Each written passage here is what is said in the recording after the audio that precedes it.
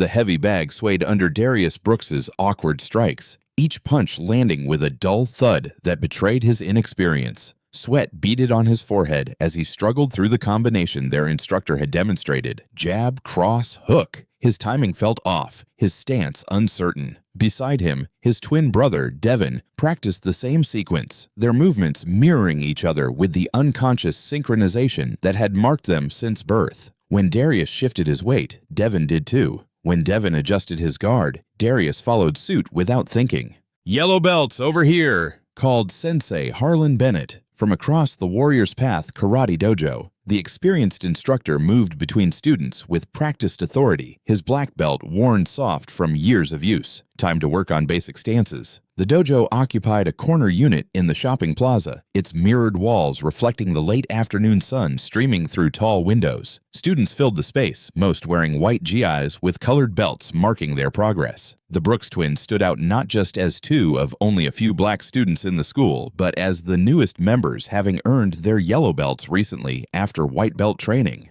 Darius and Devin moved to the designated area. Their identical movements drew subtle stares from other students. They shared the same height, the same athletic build from playing basketball, and the same determined expression that masked their nervousness in this predominantly white space. "Horse stance, hold for 1 minute," Sensei Bennett instructed. The twins dropped into position, thighs burning as they maintained the wide-legged squat. Around them, more experienced students moved through advanced forms with fluid precision that highlighted just how new the brothers were to martial arts. "Look at the twins!" Troy Whitaker's voice carried from across the room where he practiced with other black belts. The older boy's tone held amusement that made Darius's shoulders tense, like watching two monkeys trying to figure out human movements. Bryce Reilly snickered beside him. "Maybe they'll learn faster if we throw them some bananas." The words hit Darius like physical blows. His stance wavered, and immediately Devin's did too, their connection betraying his brother's reaction. Several other students had heard the comments, their eyes darting between the twins and the black belts with uncomfortable awareness. Sensei Bennett, standing nearby,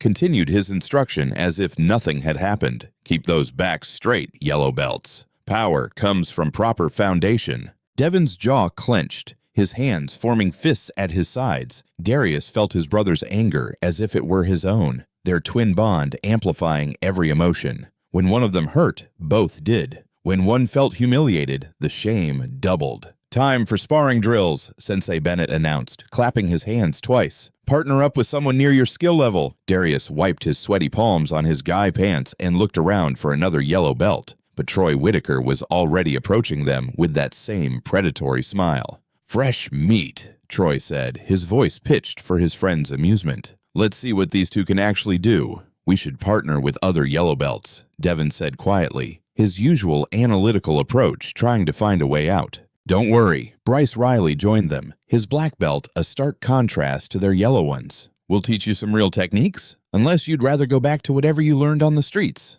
The casual racism in his tone made Darius's vision blur with anger. He started to step forward, but Devin's hand caught his arm, their twin awareness preventing a confrontation that would only make things worse. "Bow to your partner," Sensei Bennett instructed from across the room.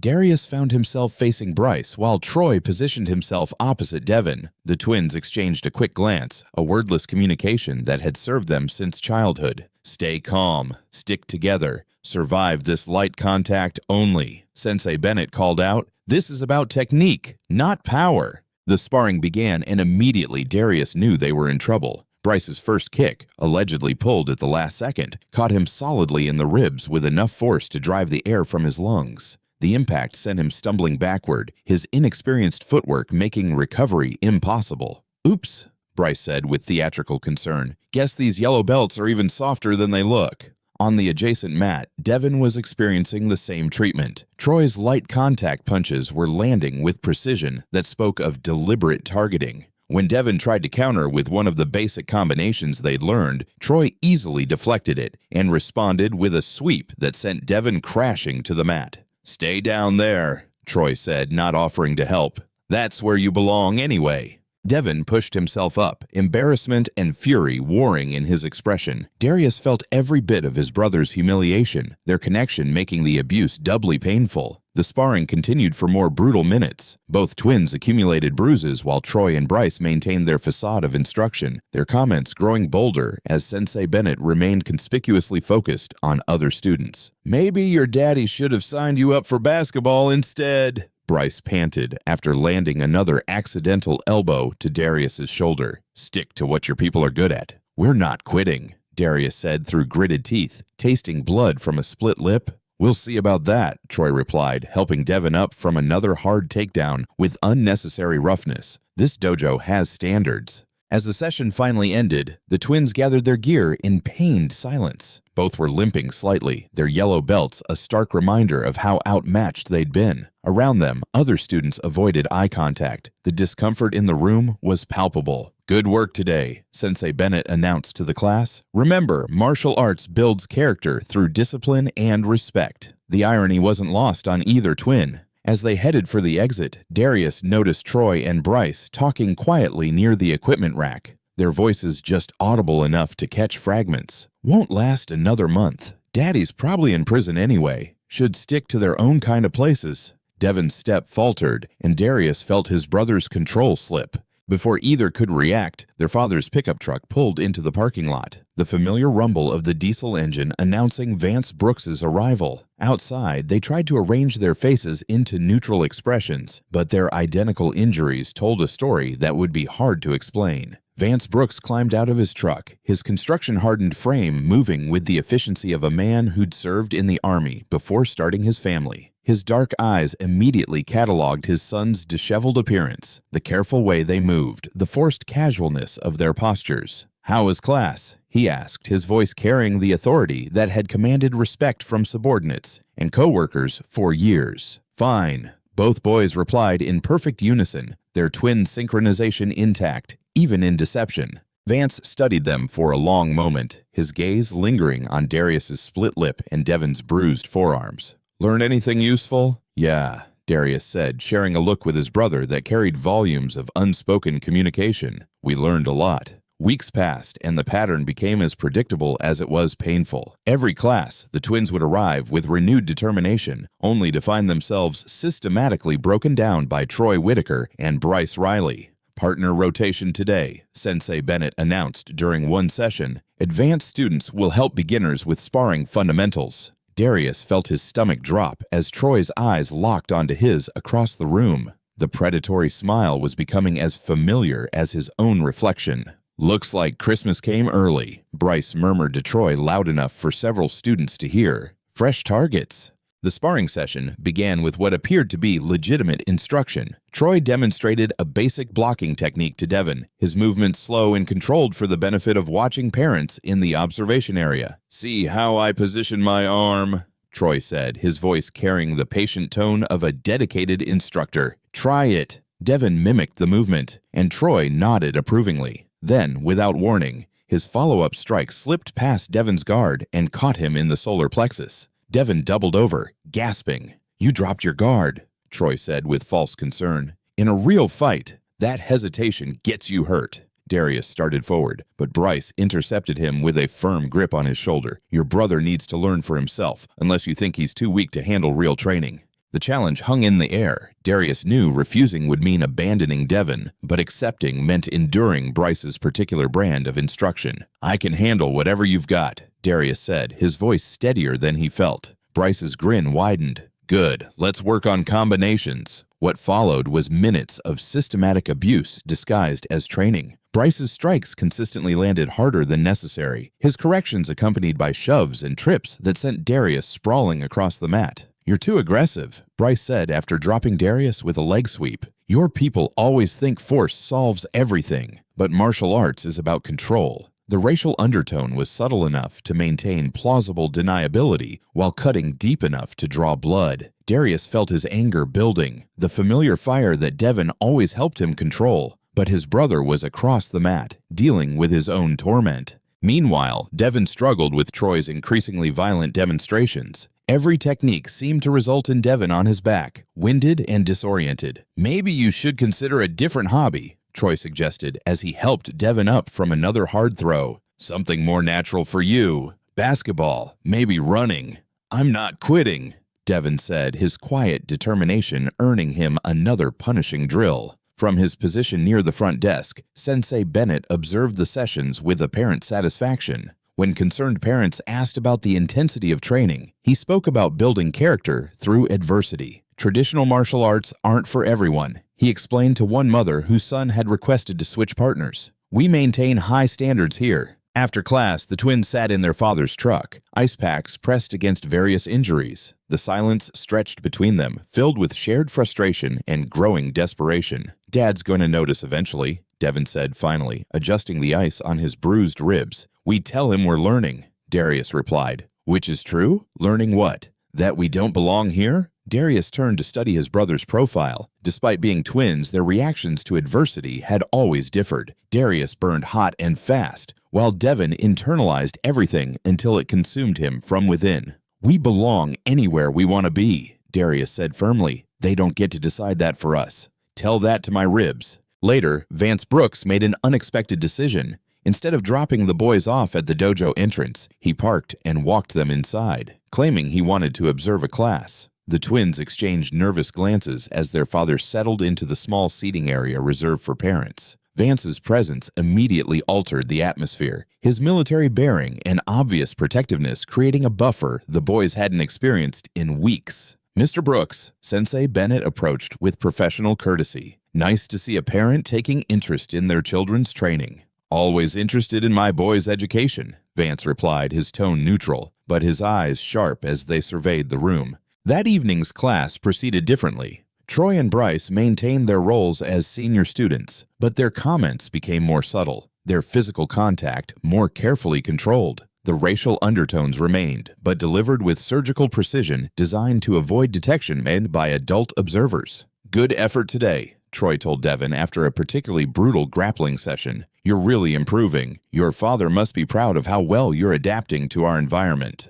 The word adapting carried unmistakable meaning, but delivered with such apparent sincerity that Vance, watching from across the room, saw nothing but encouragement. Bryce employed similar tactics with Darius, offering praise laced with condescension. You're getting better at taking direction. It's good to see you learning your place in the hierarchy. After class, Vance spoke briefly with Sensei Bennett about the boys' progress. They're dedicated students, the instructor said. Natural athleticism, but they need to understand that martial arts is about more than physical ability. It's about fitting into a structured environment. They're good kids, Vance replied. Been raised to respect authority and work hard. I can see that with the right guidance, they'll find their proper level here. The phrase proper level resonated with subtle implications that sailed past Vance's awareness, but struck both twins like physical blows. During the drive home, Vance expressed satisfaction with what he'd observed. Looks like you boys are getting good training in there. That Bennett fellow runs a tight ship.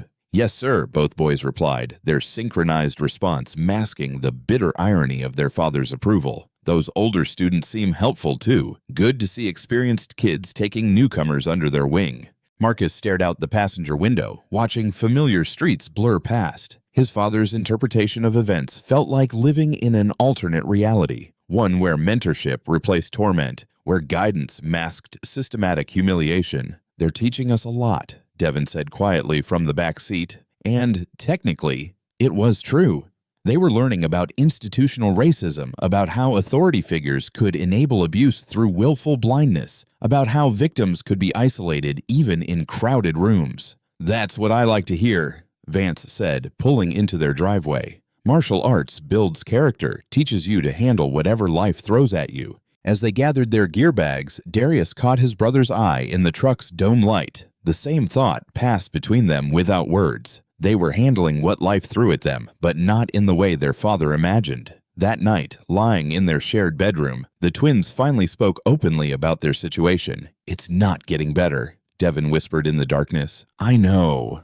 What if we told Dad the truth? Darius considered this. Their father had always taught them to fight their own battles, to never run from challenges, to earn respect through perseverance. How could they explain that the system itself was rigged against them? He wouldn't believe it, Darius said finally. He saw Bennett tonight, saw Troy and Bryce. Everything looked normal to him, because they made it look normal. Exactly. And if we complain, we look like quitters, like we can't handle real training. Devin was quiet for so long that Darius thought he'd fallen asleep. Then his brother's voice came through the darkness, carrying a resolve that matched Darius's own burning determination. Then we get better, strong enough that they can't hurt us anymore. How? They're black belts.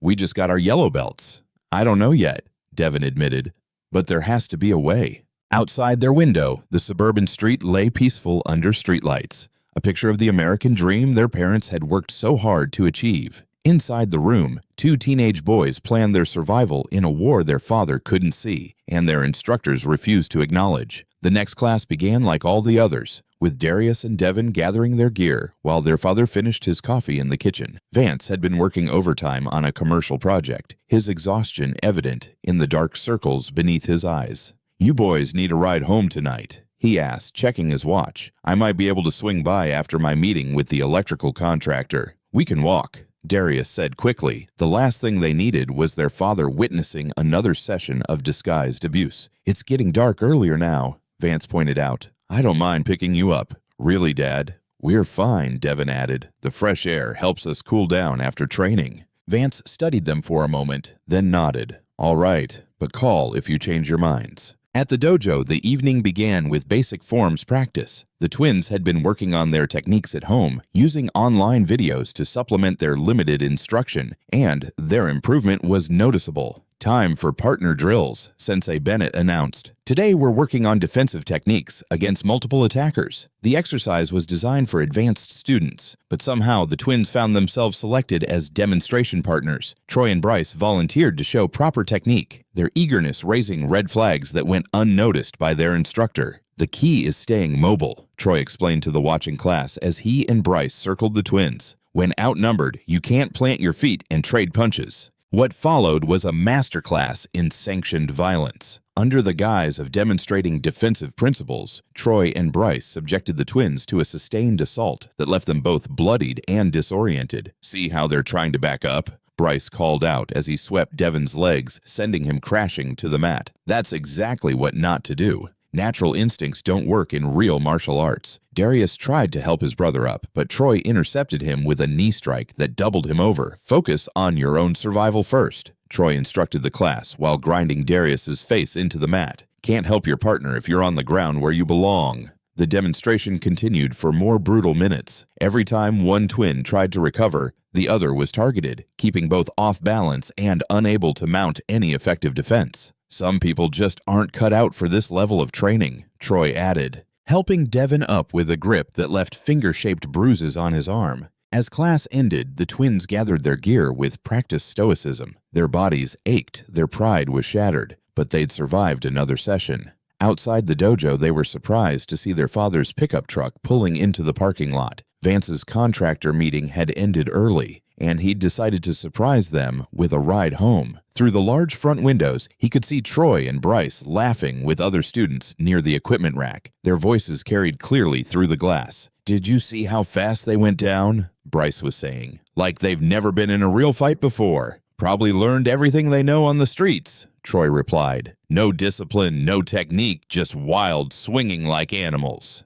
Vance's blood turned to ice as the racial implications hit him. Then his sons emerged from the building. Even in the parking lot's dim lighting, the extent of their injuries was impossible to miss. Darius's lip was split and swollen, his guy torn at the shoulder. Devin moved with the careful gait of someone nursing bruised ribs. Vance's military training kicked in immediately. He'd seen enough injured soldiers to recognize systematic abuse. "Get in the truck," he said quietly, his voice carrying controlled fury. At home, under the harsh kitchen lights, the full extent of their injuries became undeniable. "How long?" he asked. "Dad, it's not," Darius began. "How long?" Vance repeated, his command voice cutting through deflection. "Since the beginning," Devin said quietly. "Since our first day." The story poured out of weeks of systematic brutalization while Vance praised their character building. "The instructor saw all this?" he asked. "He was right there," Darius said. "But when you visited, they made everything look normal." Vance paced to the window, his reflection showing a man wrestling with decisions that would define his family's future. "What do we do?"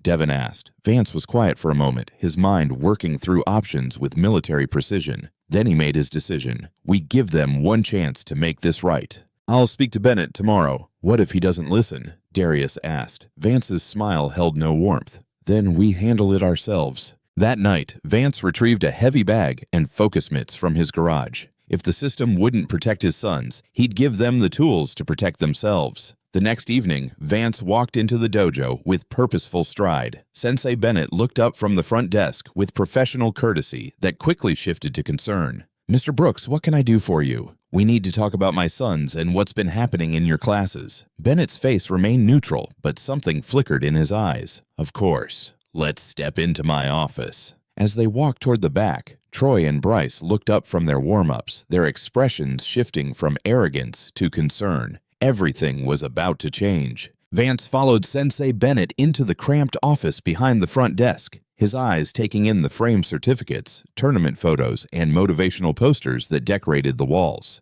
Everything about the space projected authority and tradition, exactly the kind of environment that could hide systematic abuse behind a veneer of respectability. "Please have a seat," Bennett said, settling behind his desk with the casual confidence of a man who'd handled difficult parents before. "What seems to be the concern?" Vance remained standing, his construction-hardened frame filling the small space with barely contained tension. "My sons have been getting beaten up in your classes for weeks, systematically harassed, targeted with racial comments, and physically abused by your black belt students." Bennett's expression shifted to practice concern. "Mr. Brooks, I understand training can be intense, especially for newer students. But what you're describing doesn't sound like the program we run here. Troy Whitaker and Bryce Reilly have been using my boys as punching bags," Vance continued, his voice steady but dangerous. "Under your supervision in front of other students, and you've done nothing to stop it."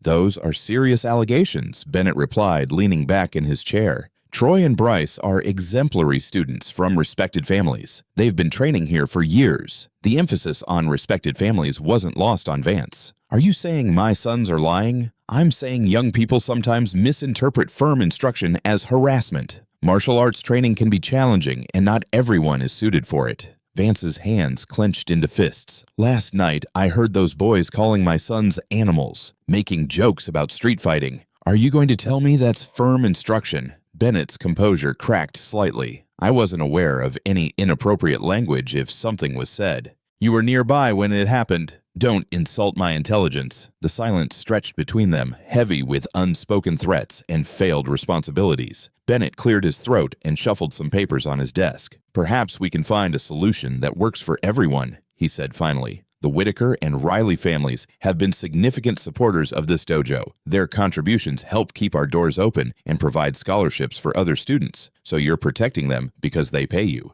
I'm maintaining a delicate balance that benefits the entire school community. Your sons are capable young men, but they might be happier in a different environment, something more suited to their background." Vance stepped closer to the desk, his voice dropping to a whisper that carried more menace than any shout. "Their background? You mean being black? I mean being new to structured training environments. Some students adapt better to traditional discipline than others." "Traditional discipline? Is that what you call two black belts beating up yellow belts while you watch?" Bennett stood up, matching Vance's aggressive posture. "Mr. Brooks, I've been running this dojo for years. I know the difference between training and abuse. If your sons are struggling with the intensity of our program, they're not struggling. They're being targeted. Then perhaps this isn't the right school for them." The words hung in the air like a gauntlet thrown down. Vance studied Bennett's face, seeing the calculation behind the man's eyes. This wasn't ignorance or oversight. It was willful complicity, dressed up as business necessity. "So, that's your solution. My sons leave quietly, and you continue taking money from racist parents to let their kids terrorize anyone who doesn't fit their idea of what belongs here. I'm trying to find a practical resolution to a difficult situation." Vance turned toward the door, then paused. "You have until tomorrow night to fix this. Transfer those boys to different classes, discipline them publicly, make it clear that harassment stops now, whatever it takes. And if I don't," Vance's smile was arctic, "then I handle it my way." Outside the office, the evening class was beginning. Through the doorway, Vance could see his sons warming up with other students, their movements still careful from the previous injuries. Troy and Bryce were across the room, their body language relaxed and confident. Meanwhile, inside the office, Bennett sat back down heavily, his mind racing through the implications of Vance's ultimatum. The Whitaker and Reilly families contributed a significant portion of the dojo's revenue through monthly fees, private lessons, and equipment purchases. Losing them would mean cutting programs, laying off staff, possibly closing entirely. But Vance Brooks had the look of a man who meant exactly what he said. Back at the Brooks house, the twins sat at the kitchen table working on homework while their father was at the dojo. Both boys kept glancing at the clock, anxiety building as the minutes ticked by. "What do you think he's going to say?" Devin asked, his pencil tapping nervously against his math textbook. "Whatever needs saying," Darius replied, but his own tension was evident in the way he gripped his pen. "What if it makes things worse?" Darius looked up from his history assignment. "How could they get worse? They're already trying to break us. They could actually break us or get us kicked out. Maybe that wouldn't be the worst thing." Devin stared at his brother. Despite their twin connection, sometimes Darius's willingness to burn bridges surprised him. "You want to quit?" "I want to be somewhere we're not treated like garbage every day, but I also want to prove we belong wherever we choose to be. Those two things might not be compatible. Then we make them compatible." The front door opened, and both boys looked up as their father entered. Vance's expression was grim, his military bearing more pronounced than usual. "How did it go?" Darius asked. Vance hung his keys on the hook by the door and joined them at the table. Bennett's more concerned about his donors than his students. He basically admitted he knows what's happening and doesn't plan to stop it. "So, what now?" Devin asked. Vance was quiet for a moment, studying his sons' faces. These boys had inherited his stubborn streak and their mother's moral compass. They wouldn't back down from a fight, especially one that involved fundamental questions of dignity and respect. "Now, we prepare for the possibility that talking won't solve this problem." "What does that mean?" Darius asked, though something in his father's tone suggested he already knew. "It means if the system won't protect you, I'll teach you to protect yourselves. Really, protect yourselves." Devin felt a chill of anticipation mixed with fear. "Are you talking about fighting?" "I'm talking about survival, about making sure nobody ever puts their hands on you again without consequences."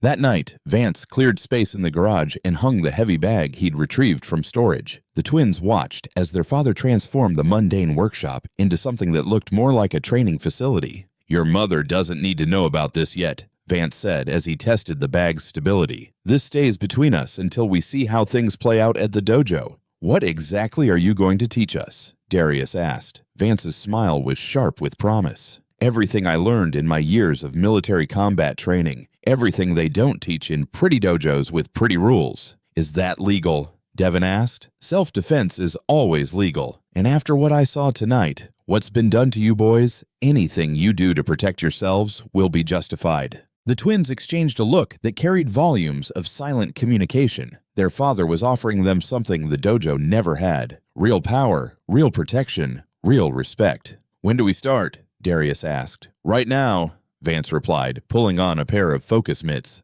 "Because tomorrow night we find out if Bennett keeps his word, and if he doesn't." He let the sentence hang unfinished, but the implication was clear. The time for talking was almost over. The time for action was beginning. The garage felt different that night, transformed from a mundane workspace into something that hummed with purpose and possibility. Vance had moved his truck outside and rearranged tools and equipment to create an open training area. The heavy bag hung from a reinforced beam, swaying slightly in the cool evening air. "First lesson," Vance said, wrapping his hands with cloth strips. "Everything you've learned at that dojo is designed to make you predictable. Traditional stances, traditional combinations, traditional responses. In a real fight, predictable gets you hurt." Darius and Devin stood side by side, still wearing their school clothes, unsure of what to expect from their father's version of martial arts instruction. "Dad, we're not trying to hurt anyone," Devin said carefully. "We just want them to leave us alone." Vance's laugh was humorless. "Son, they've been hurting you for weeks. This isn't about starting fights. It's about ending them quickly when they start with you."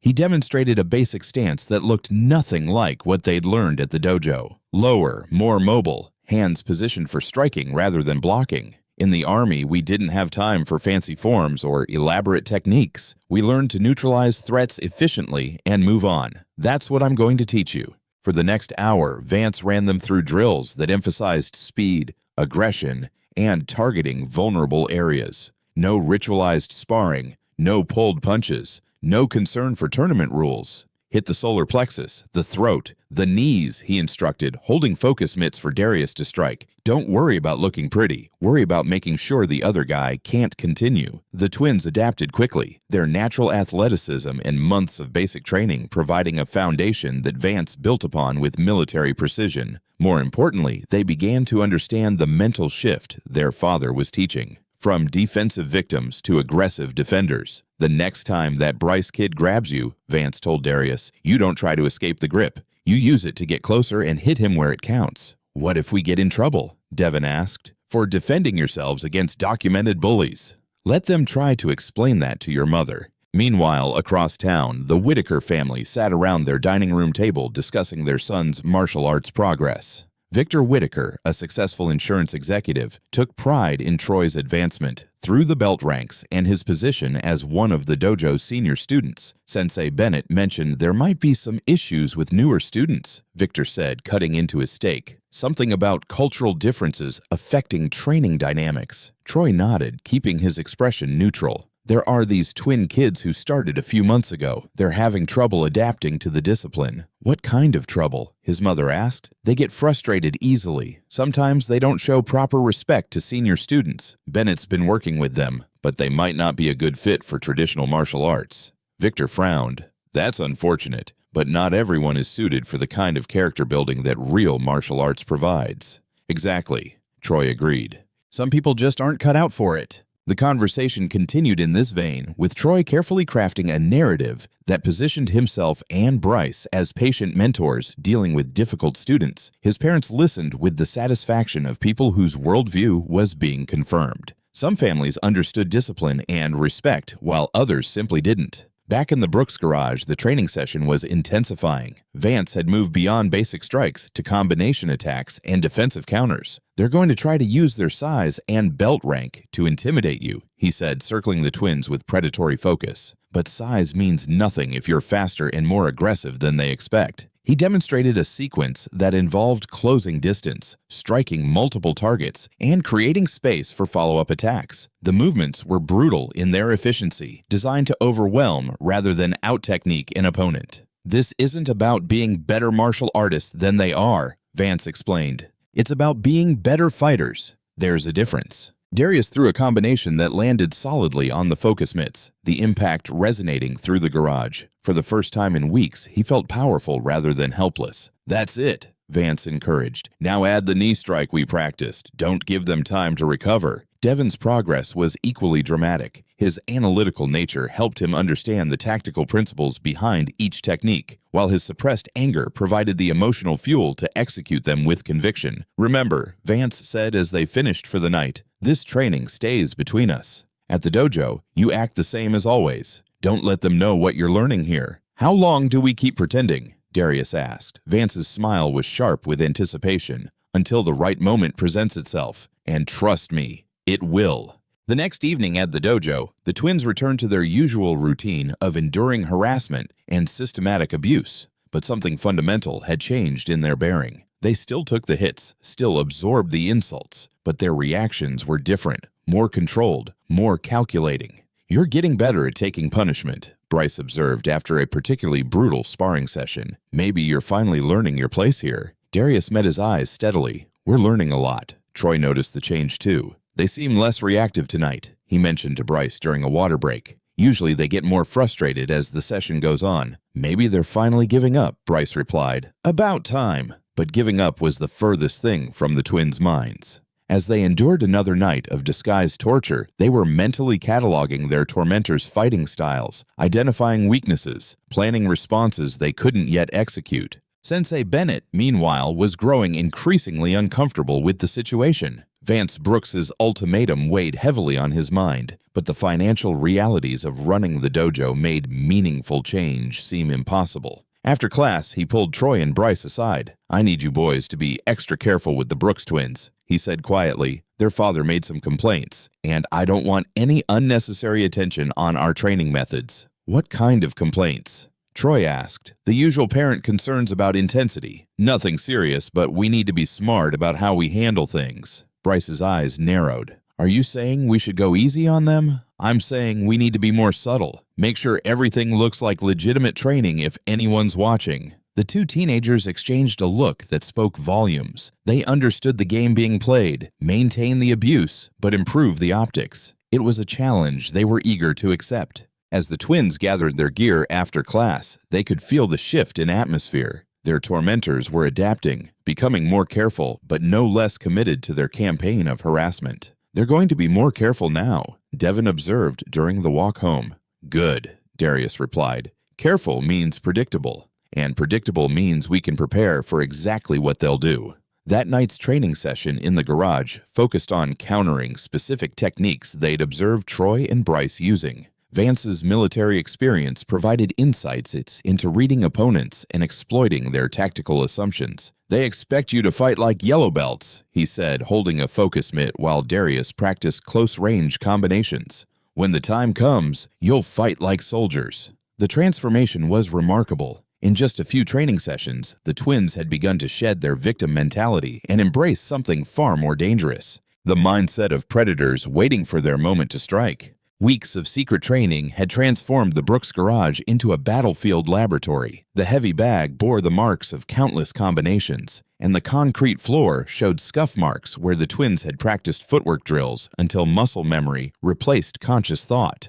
Tournament registration closes soon, Vance announced, setting down the local martial arts magazine that featured advertisements for the upcoming Tri-County Open. You boys ready to make a decision? Darius wiped sweat from his forehead, his breathing steady despite the intense training session they had just completed. Weeks of his father's instruction had added muscle definition to his frame and confidence to his movements. We're ready, he said without hesitation. Devin was quieter, studying the tournament flyer with analytical intensity. Dad, this says they have divisions for different belt levels. We'd be competing against other yellow belts. Not if you enter the open division, Vance replied, his tone carrying implications that made both boys look up sharply. The open division is for anyone regardless of rank, Darius said slowly, understanding dawning in his voice, including black belts. Including Troy and Bryce, Devin added. Vance nodded. The question is whether you're ready to show everyone what you've really learned. Not just defend yourselves, but dominate opponents who think they're superior to you.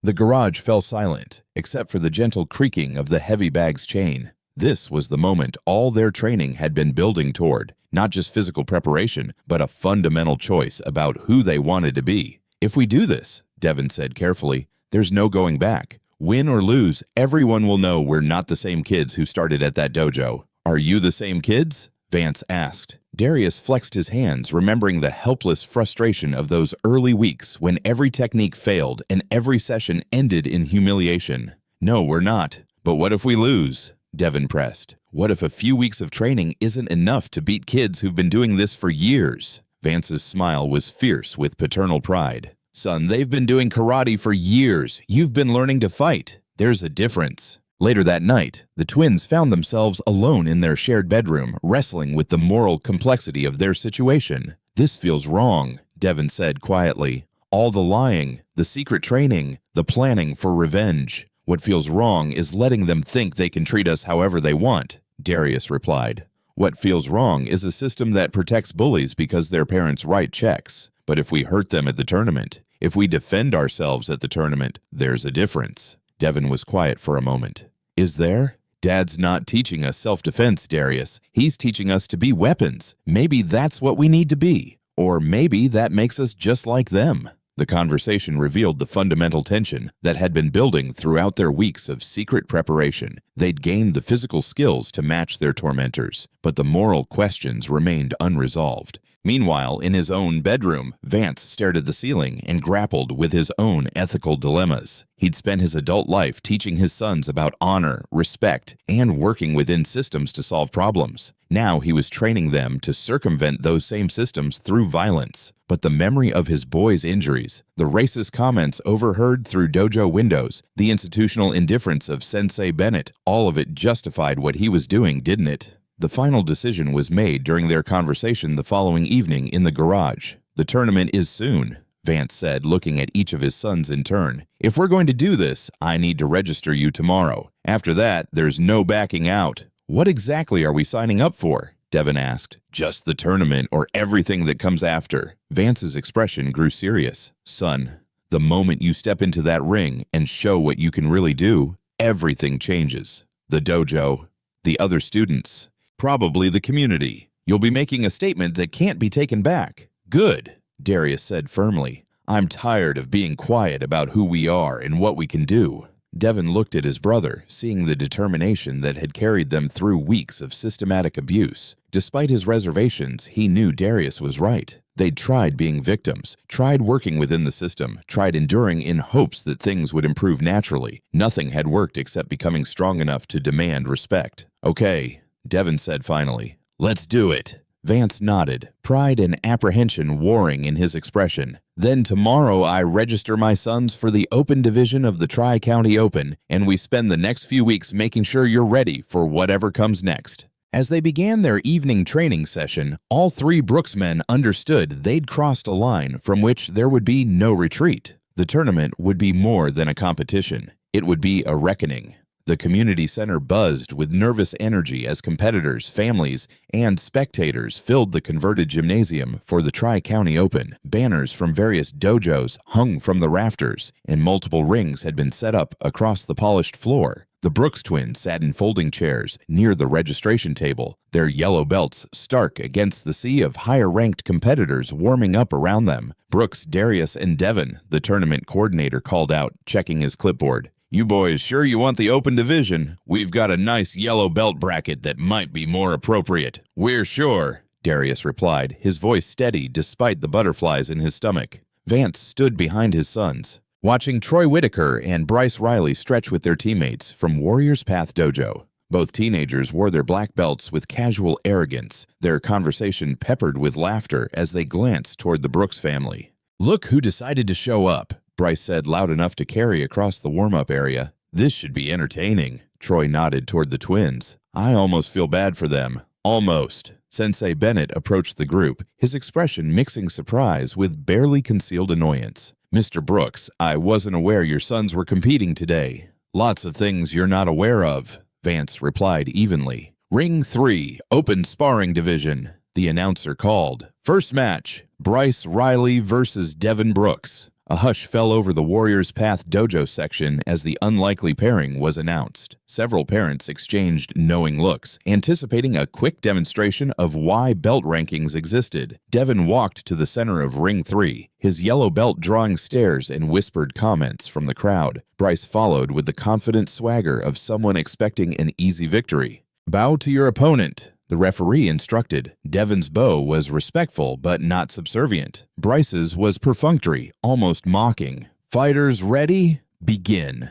Bryce immediately launched into an aggressive combination, expecting to overwhelm his opponent with superior technique and experience. His first kick whistled through empty air as Devin sidestepped with fluid precision that shouldn't have been possible for a yellow belt. The counterattack came faster than anyone expected. Devin closed distance with explosive speed, landing a sharp punch to Bryce's solar plexus that doubled him over. Before Bryce could recover, Devin followed with a knee strike that caught him in the ribs, driving the air from his lungs. Point Brooks, the referee called. Bryce's face went white with shock and humiliation. This wasn't possible. Yellow belts didn't score against black belts, especially not with such clinical precision. Bryce reset, his casual arrogance replaced by desperate aggression. He launched another attack, throwing wild combinations fueled by panic and embarrassment. Devin absorbed the initial strikes on his guard, then countered with surgical precision. A hook to the body, followed by an uppercut that snapped Bryce's head back. The black belt stumbled backward, his nose bleeding.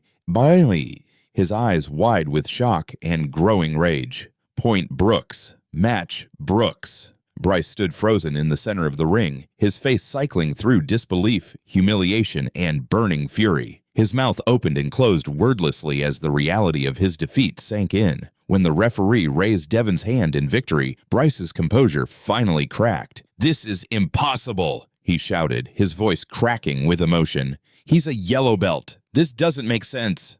Meanwhile, Darius was called to ring 2 for his match against Troy Whitaker. The older boy's confidence had evaporated watching his friend's humiliation, replaced by barely controlled panic. "This won't happen to me," Troy hissed as they faced off, his voice shaking with desperation. "I've been doing this since I was young." "Good for you," Darius replied calmly. The match began with Troy employing frantic aggression, throwing everything he had learned in years of training. But Darius had learned patience during those weeks of systematic abuse, and he waited for his moment. When Troy committed to a high kick, Darius ducked under and drove an elbow into his opponent's exposed ribs. The impact was audible throughout the gymnasium, and Troy's scream of pain carried clearly to the shocked spectators. Before Troy could recover, Darius grabbed his off-balance opponent and threw him with a hip toss that sent the black belt crashing to the mat with bone-jarring force. Point Brooks.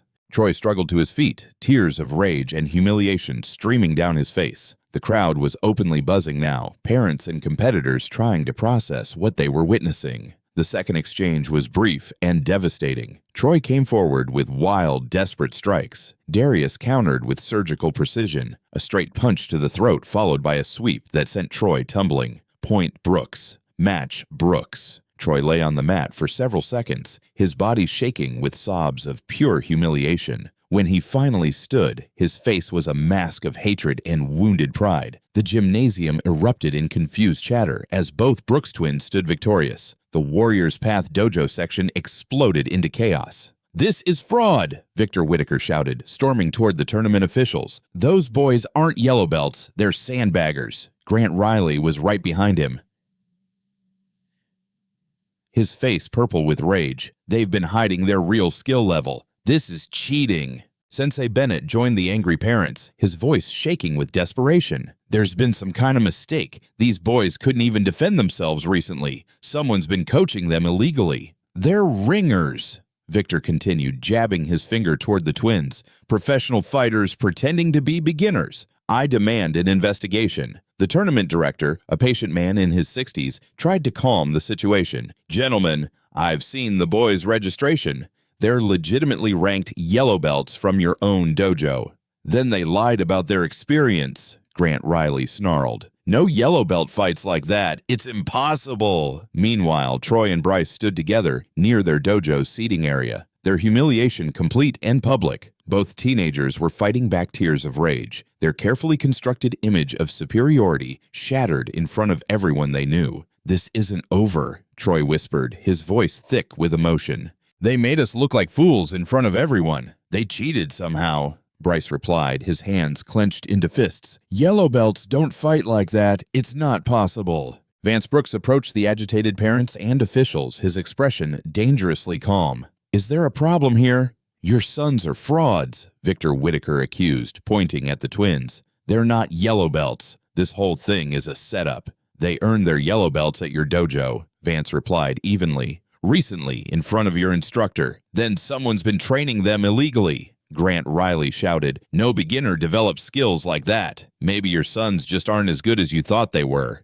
Vance said, his voice carrying quiet menace. The accusation hit like a physical blow. Both fathers recoiled, their faces flushing with renewed anger at the suggestion that their sons, their perfect superior sons, had been legitimately defeated by kids they considered inferior. "We know what we saw," Victor snarled. "Those boys humiliated Troy and Bryce on purpose, made them look weak and stupid." "Maybe because Troy and Bryce are weak and stupid," Darius said quietly. Appearing beside his father, the words struck like lightning. Troy Whitaker let out a strangled cry of rage and started toward Darius, but tournament security quickly intervened. "That's enough," the tournament director announced. "The matches were fair and legitimate. The results stand." As the twins collected their victory certificates and prepared to leave, the atmosphere remained charged with dangerous emotion.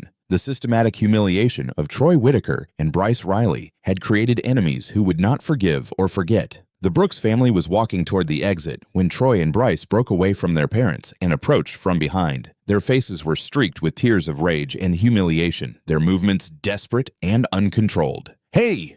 Troy called out, his voice cracking with emotion. Darius and Devin turned around, still riding the high of their victories. They saw two defeated bullies approaching, but failed to recognize the dangerous desperation in their eyes. "You think you're so smart?" Bryce snarled, closing the distance. "Think you proved something today?" "We proved we're better than you," Darius replied, his confidence making him careless. It was exactly what Troy and Bryce needed to hear. Their humiliation reached a breaking point, and all pretense of sportsmanship evaporated. Bryce threw a wild punch at Devin's head, while Troy lunged at Darius with a vicious tackle. Both twins went down hard, caught completely off guard by the cheap shots. The crowd erupted in shocked screams as Troy and Bryce began raining down punches on the fallen boys, their weeks of frustrated anger finally exploding into violence. The cheap shots had caught the twins completely off guard, but their father's training kicked in within seconds. Darius rolled away from Troy's wild punches and came up in a fighting stance, while Devin absorbed Bryce's initial strikes and countered with a devastating uppercut that sent the black belt staggering backward. "You want a real fight?" Darius snarled, his tournament composure replaced by raw fury. "Let's go!"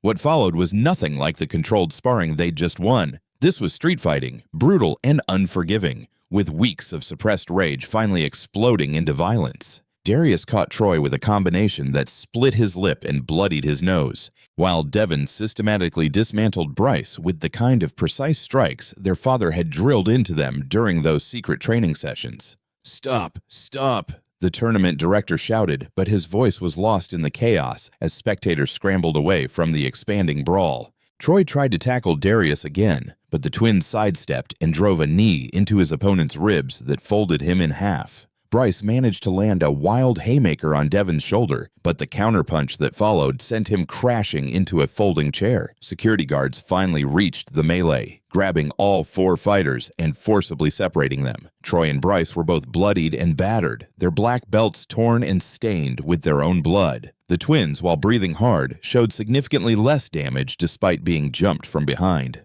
"What happened here?" the tournament director demanded, his face red with anger and embarrassment. "They attacked us from behind," Devin said, wiping blood from a split lip. "We were walking away." "That's not what happened," Troy protested, his voice thick from his broken nose. "They started it. They've been provoking us all day. By beating you fair and square," Darius shot back. Vance Brooks pushed through the crowd, his face a mask of controlled fury as he assessed his son's condition. Both boys were upright and alert, but the fact that they'd been jumped after legitimately winning their matches sent his protective instincts into overdrive. "Are you boys all right?" he asked, his hands checking for serious injuries. "We're fine, Dad," Darius replied. "Better than them." Victor Whitaker and Grant Reilly arrived at the same time, their faces cycling between concern for their sons and rage at the situation. Both Troy and Bryce looked like they'd been through a meat grinder, their martial arts pride ground into dust along with their physical dignity. "This is assault," Victor shouted, pointing at the twins. "Those boys attacked my son." "After your son jumped them from behind," Vance replied, his voice dangerously quiet. In front of hundreds of witnesses, the tournament director consulted with his security team and several officials who had witnessed the incident. The conversation was brief and decisive. Troy Whitaker and Bryce Reilly are disqualified from this tournament and banned from all future regional competitions, he announced. "Attacking opponents after legitimate matches is completely unacceptable." "What about them?" Grant Reilly demanded, gesturing at the twins. "They fought back. They defended themselves against an unprovoked attack. That's not only legal, it's expected." The decision sent shockwaves through the Warriors Path Dojo contingent. Their star students weren't just defeated, they were disgraced, banned, and humiliated in front of the entire martial arts community. "This is outrageous," Sensei Bennett protested. "There must be some mistake. The only mistake was allowing those boys to represent your school." The tournament director replied coldly, "Perhaps you should reconsider your training methods." As EMTs checked the injured fighters, the scope of the damage became clear. Troy had a broken nose, split lip, and what appeared to be bruised ribs. Bryce sported a black eye, multiple facial lacerations, and was favoring his left arm. Both would need medical attention. The twins, by contrast, had suffered minor injuries despite being jumped from behind. Their father's training had not only prepared them to win fair fights, but to survive and dominate unfair ones. "We should press charges," Victor Whitaker said to his wife, who had arrived with the other parents. "This was clearly premeditated assault against kids who were walking away when your son attacked them." "Good luck with that," Vance interjected. The Whitaker and Reilly families huddled together. their voices rising as they tried to process the complete collapse of their children's martial arts careers. The bands would follow Troy and Bryce throughout their remaining teenage years, effectively ending any competitive aspirations they might have harbored. "This isn't over," Victor Whitaker said directly to Vance as the families began to separate. "Not by a long shot." "It is for your boys," Vance replied. "They made their choice when they jumped mine from behind." As the Brooks family gathered their things and prepared to leave, the gymnasium buzzed with excited conversation about the dramatic turn of events. The story would spread throughout the local martial arts community within hours. How 2 yellow belts had not only defeated established black belts in fair competition, but had dominated them in the street fight that followed. "Dad, they looked really angry when we left," Devin observed as they walked to the parking lot. "People don't like having their illusions shattered," Vance replied, "especially when those illusions involve their children's superiority." "What do you think they'll do?" Darius asked. Vance was quiet for a moment, his military instincts analyzing potential threats and responses. Probably nothing smart. Angry people rarely make good decisions. The drive home should have been celebratory. The twins had achieved complete vindication, proving their worth in both legitimate competition and street combat. But something about the Whitaker and Reilly families' parting words suggested this victory had come at a cost they hadn't yet calculated. At home, the twins cleaned their minor injuries while Vance made sure all doors were locked and the security system was armed. Call it paranoia or experience. But something told him the confrontation at the tournament was just the beginning. Meanwhile, across town, 2 carloads of angry parents and humiliated teenagers were having a very different conversation about the day's events. The Whitaker and Reilly families had spent years believing in their son's superiority, their dojo's excellence, and their own social position. All of that had been shattered in one afternoon by 2 kids they dismissed as inferior. The rational response would be to accept defeat and move on. But rational responses required rational people, and the families gathered in the Whitaker living room were far from rational. "We can't let this stand," Victor Whitaker said, pacing his expensively furnished living room. "Our boys were humiliated, banned, destroyed in front of everyone we know." "It's not fair," Bryce mumbled through his swollen lips. "They cheated somehow.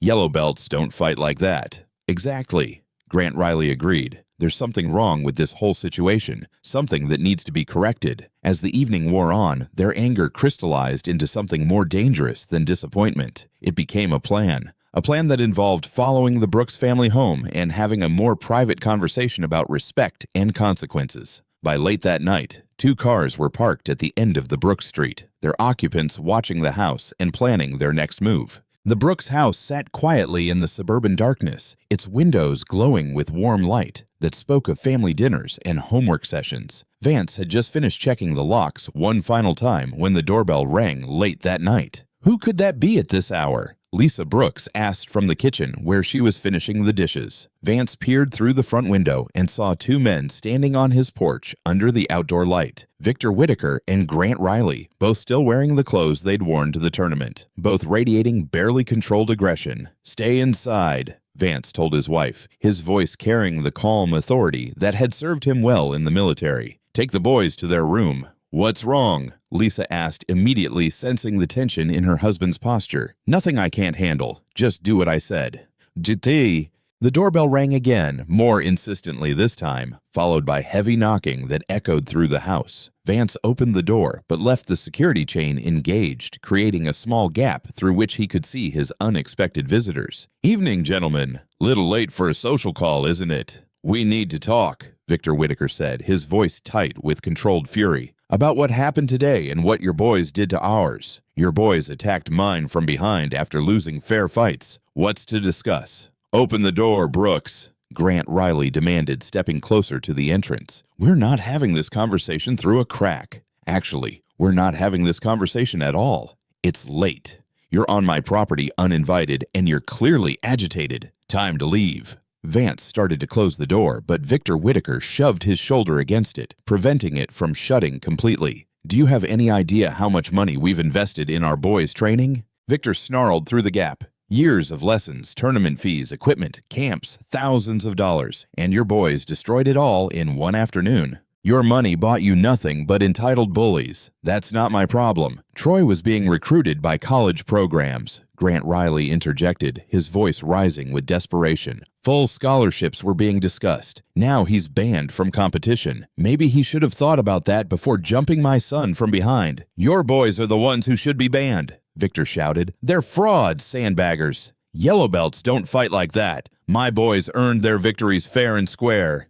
Your boys earned their bans by being poor sports and worse fighters. The men on the porch exchanged glances, their frustration building as Vance refused to be intimidated or drawn into their preferred confrontation. We want compensation, Grant Reilly said suddenly. Financial compensation for what your boys cost our families. Vance's laugh was harsh and humorless. Compensation for what? Teaching your kids that bullying has consequences? For destroying years of investment? For ruining their futures. Their futures were ruined the moment they decided to target my boys. I just helped speed up the process. Open this door, Victor demanded, his patience finally exhausted. We're going to settle this properly. We are settling it properly. Properly means you leave my property before I call the police. Call them, Grant Reilly shouted. We'll tell them about your boys' illegal training, about how you turned them into weapons. Go ahead. I'll tell them about weeks of racial harassment your boys inflicted on mine. See which story they find more compelling. Vance unhooked the security chain and stepped out onto the porch, closing the door behind him. The two fathers immediately spread out, flanking him in what they clearly thought was an intimidating formation. You think you're tough because you were in the army? Victor sneered. Think that makes you better than us? I don't think anything. I know. I raised better sons than you did. Our sons are champions, Grant Reilly protested. They worked for years to earn their rank. Your sons are bullies who couldn't handle losing to kids they thought were beneath them. All that training, all that money, and they still got beaten by yellow belts. The words hit like physical blows, both men's faces flushed with renewed rage as the full scope of their humiliation sank in. You ruined them, Victor said, his voice dropping to a dangerous whisper. Years of work gone, college opportunities gone, all because you couldn't teach your boys to know their place. Their place. Vance's voice carried deadly quiet. And where exactly is that? You know damn well where, Grant Reilly said, stepping closer. The racial undertone was finally out in the open, ugly and unmistakable. Vance's military training kicked in as he assessed the tactical situation. Two civilians, clearly emotional, obviously inexperienced in real combat. Last chance to walk away, Vance said calmly. We're not walking anywhere, Victor replied, throwing the first punch. Vance sidestepped the wild swing easily and countered with a precise strike to Victor's solar plexus that dropped him gasping to his knees. Grant Reilly rushed forward, swinging wildly, but Vance caught his wrist and used the man's momentum to throw him hard against the porch railing. Stay down, Vance commanded, but both men struggled to their feet, their pride overriding their pain. What followed was a brief, one-sided demonstration of the difference between real combat training and suburban anger. Victor managed to land one glancing blow on Vance's shoulder before taking a combination that bloodied his nose and split his lip. Grant Reilly fared worse, ending up face down on the porch with Vance's knee in his back. Had enough? Vance asked, breathing heavily but clearly in control. Both men were too battered and exhausted to continue fighting, but their hatred burned undiminished. This isn't over, Victor gasped, blood streaming from his nose. Yes, it is, Vance replied, releasing Grant Reilly and stepping back.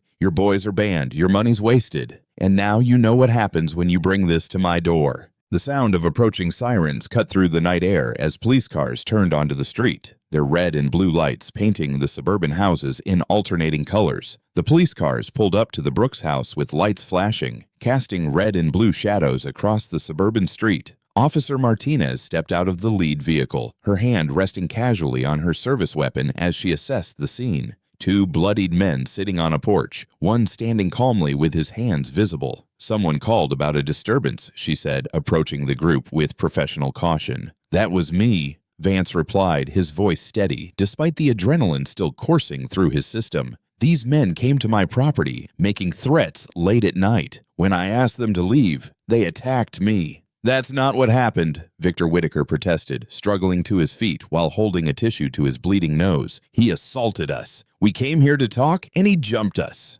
Officer Martinez looked at the scene with experienced eyes. Vance Brooks stood relaxed but alert, showing minimal signs of physical confrontation. The two other men were clearly worse for wear, with injuries consistent with being on the losing end of a fight. "Sir, what's your name?" she asked Vance. "Vance Brooks.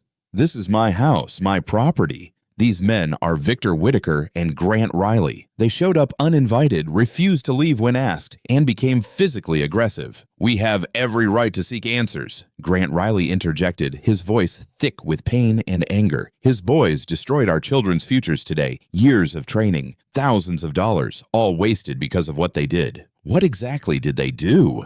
Officer Martinez asked, pulling out her notepad. "They attacked our sons at a martial arts tournament," Victor said.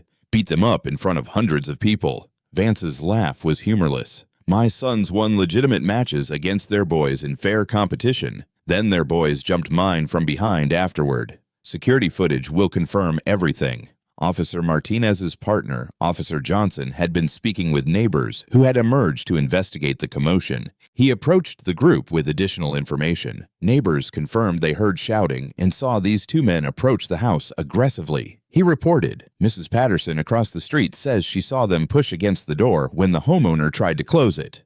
"They were trespassing," Vance said calmly. "I asked them to leave multiple times. When they refused and became physical, I defended myself." Defended himself. Victor's voice cracked with indignation. "Look at us! Look at what he did!" Officer Martinez studied both injured men, then looked at Vance's relatively unmarked appearance. "Sir, do you have any military or law enforcement background?" "Years in the Army, including combat deployments," Vance replied. The officer nodded, understanding immediately why the fight had been so one-sided. Two angry civilians against a trained soldier was never going to end well for the civilians. "Here's what's going to happen," Officer Martinez announced. "Mr. Whitaker, Mr. Reilly, you're both going to receive citations for trespassing and disturbing the peace.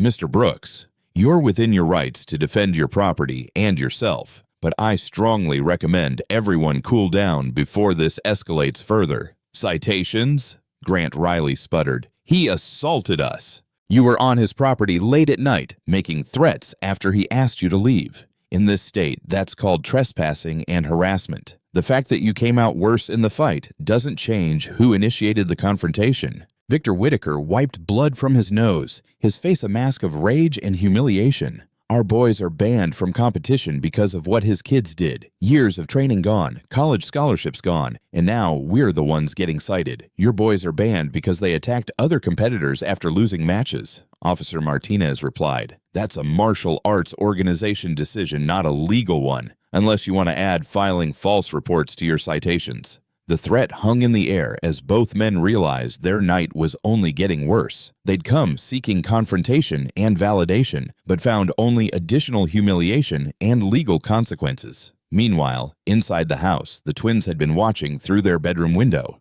Their mother, having reluctantly allowed them to witness the resolution of events they'd inadvertently set in motion. "Dad's okay," Darius whispered, relief evident in his voice as they watched their father speaking calmly with the police. "More than okay," Devin replied, noting the battered condition of their former tormentors' fathers. "Looks like those guys learned the same lesson their sons did." Lisa Brooks stood in the doorway, her nurse's training warring with her protective instincts as she watched her husband handle the aftermath of violence with military precision. "Your father's always been good at taking care of problems," she said quietly. Outside, the police were finishing their paperwork and preparing to clear the scene. The two injured fathers sat in the back of separate patrol cars, their citations being processed, while they received basic medical attention for their injuries. "Mr. Brooks," Officer Martinez said, approaching Vance as the situation wound down, "you handled yourself well tonight, but I'd recommend installing security cameras and maybe varying your family's routine for a while. People like this sometimes hold grudges." "Already planned on it," Vance replied. "Thank you for responding so quickly. Just doing our job. And, Mr. Brooks, your boys did good today. Sometimes bullies need to learn that actions have consequences." As the police cars pulled away, taking Victor Whitaker and Grant Reilly to face booking and citations, Vance stood on his porch, surveying the quiet suburban street. The confrontation he'd been expecting since the tournament was over, resolved decisively in favor of his family. The twins emerged from the house, their faces mixing relief with residual adrenaline from the night's events. "Is it over, Dad?" Devin asked. Vance looked at his sons, both stronger, more confident, and more capable than they'd been just weeks ago. They'd faced systematic bullying, overcome institutional indifference, and emerged victorious against opponents who'd considered them inferior. "It's over," he said firmly. "They know now that you boys aren't victims, that our family isn't going to be pushed around, and most importantly, they know that actions have consequences." Darius nodded, understanding the deeper lesson their father was teaching. "We don't start fights, but we finish them." "Exactly. But we also don't go looking for trouble. Tonight was about them bringing trouble to us. That's different." As they headed inside, Vance took one last look at his quiet neighborhood. The next day, there would be paperwork to file, security systems to install, and probably difficult conversations with school administrators and tournament officials. But that night, his family was safe. His sons had learned the value of standing up for themselves, and two bullying fathers had discovered that their children weren't the only ones who could face consequences for their actions. The lesson was complete, the victory total, and the transformation of the Brooks twins from victims to victors absolutely final. Weeks after the tournament, the Warriors Path Dojo sat empty except for Sensei Harlan Bennett, who was packing equipment into cardboard boxes with the methodical resignation of a man watching his life's work crumble around him. The investigation had been swift and thorough. The Regional Martial Arts Association had interviewed students, parents, and tournament witnesses, creating a damning picture of systematic harassment enabled by an instructor who prioritized donor money over student safety. Bennett's teaching certification had been revoked, and the dojo's charter with the national organization permanently suspended. Families canceled their memberships in droves. The financial reality had been brutal. Without the Whitaker and Reilly families' substantial monthly contributions, with parents pulling their children en masse after learning about the harassment scandal, the dojo couldn't meet its lease payments. The landlord had been sympathetic but firm. Businesses that generated negative publicity weren't welcome in his shopping center. Meanwhile, across town at the newly opened Integrity Martial Arts Academy, the Brooks twins were demonstrating techniques to a group of younger students. The new dojo, run by a former Marine named Master Chen, had attracted many of the families who'd fled Warriors Path after the scandal broke. Remember, martial arts is about protecting yourself and others, Darius explained to a younger white belt who was struggling with a basic block. "It's never about hurting people who can't defend themselves." "That's right," Master Chen added, watching the twins work with their students. These young men understand what real martial arts means. Strength used to protect, not to bully. The twins had advanced rapidly under Master Chen's guidance, earning their next belts within weeks of joining the new school. More importantly, they'd found their place as respected senior students who helped newer members adapt to training without fear of harassment. "I heard Troy Whitaker is working at his dad's insurance office now," Devin mentioned during a break between classes. "Bryce Reilly is doing online school instead of going back to Millbrook High." "Good," Darius replied without malice. "Maybe they'll learn something useful." The ripple effects of the tournament had extended far beyond the martial arts community. Victor Whitaker's insurance business had lost several clients after word spread about his late-night confrontation at the Brooks house. Grant Reilly had been passed over for a promotion at his law firm, his professional reputation tarnished by the police citations and associated publicity. At Millbrook High School, the story had become legend. The Brooks twins, once seen as quiet newcomers, were now known as the brothers who'd taken down the town's martial arts bullies and exposed corruption at the most established dojo in the area.